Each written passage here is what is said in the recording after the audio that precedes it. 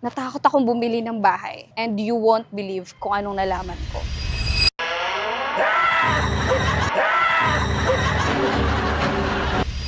Takot din ako kagaya mo dati.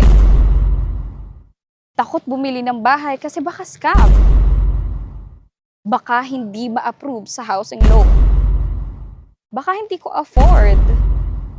O baka kagaya ko dati, takot ka lang kasi hindi mo alam kung paano bumili at ang proseso nito.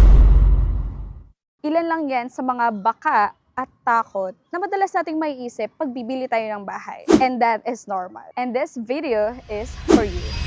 I am Nieza of Home Compass Pro, your guide to smart home choices. Be smart, be pro. So sa lahat ng mga future homeowners dyan na gustong maging pro sa pagbili ng bahay, sige, explain lang natin to na mabilis para mawala yung mga baka at takot na naiisip mo ngayon. Una, takot ka kasi baka hindi mo afford.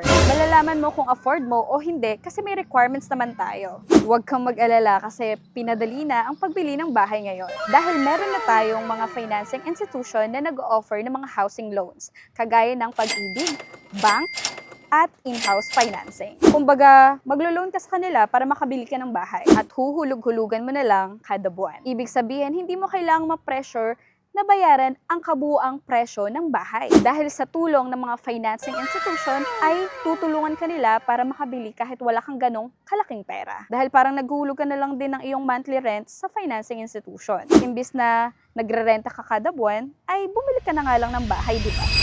Be smart, be pro.